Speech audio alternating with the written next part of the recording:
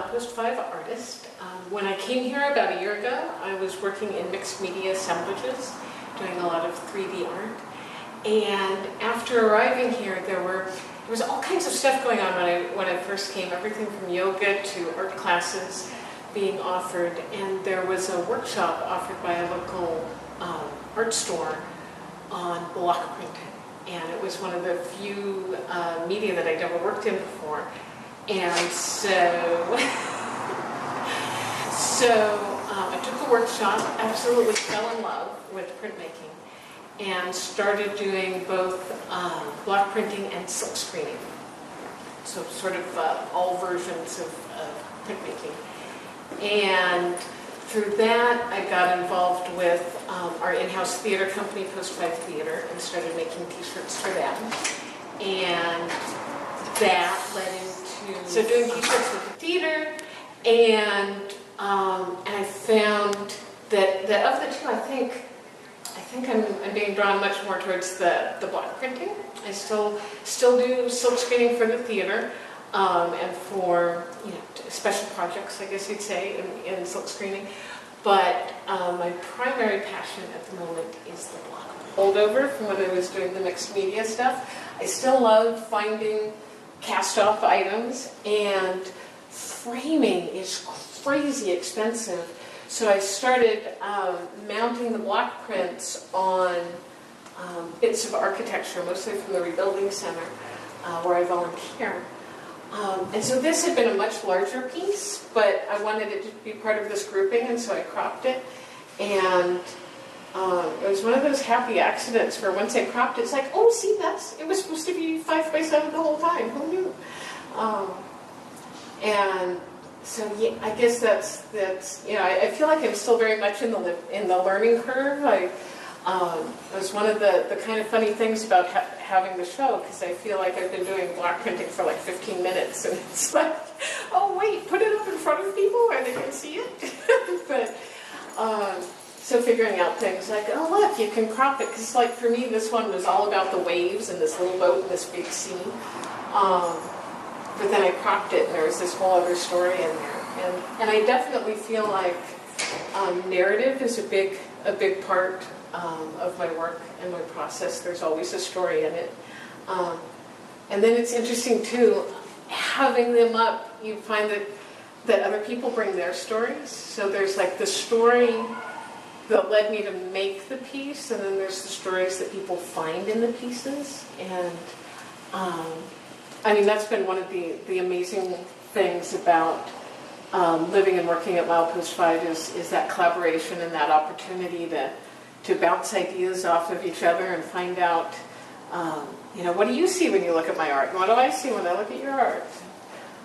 So that has been very cool. This show, which Kyr Willett tricked me into doing. So I was talking to Kyr Willett about grants and grant writing. And there was a grant that I was interested in where they were asking for information about if you'd exhibited your art.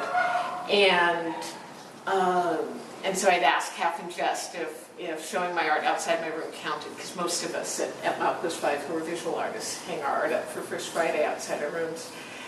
And she felt that probably having a gallery show was a better approximation of what the grant was asking for. And so somehow I went from talking about grants to talking about having my art up in the Denizen's gallery. And so that was sort of the jumping off point for the show.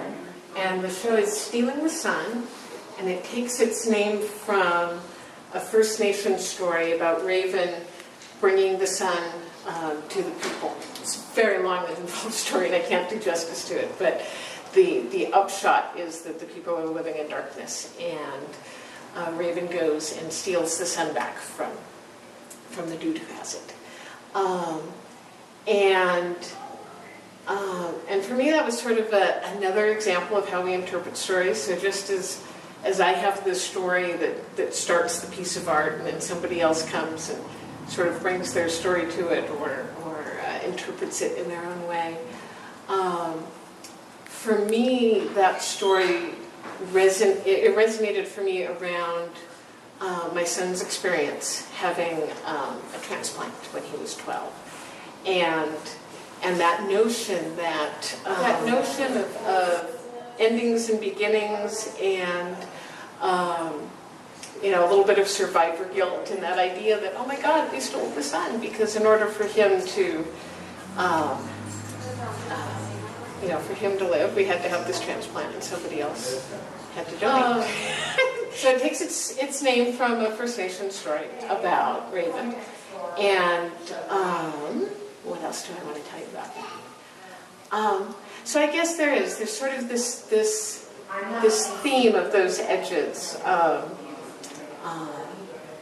lightness and dark, and life and death, and danger and resurrection. So that's the story of how we got stealing the sun on the walls.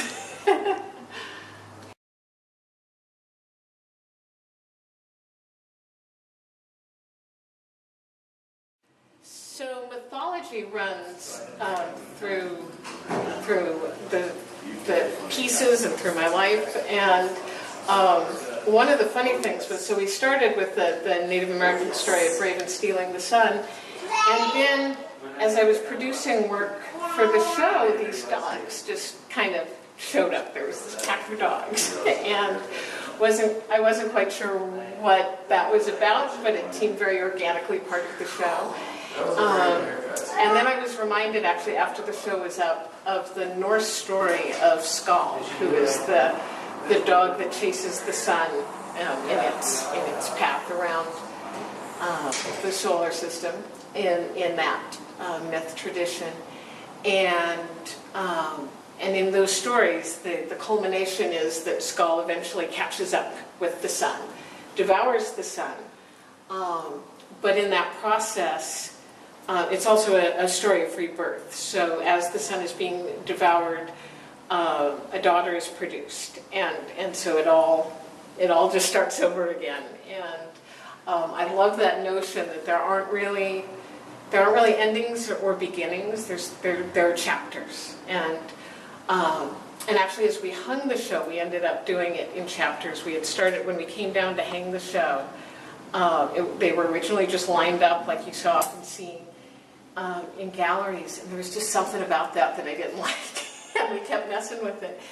And finally, it was like, oh, it's a story. What if we had them in chapters? And so, very loosely, they are in chapters.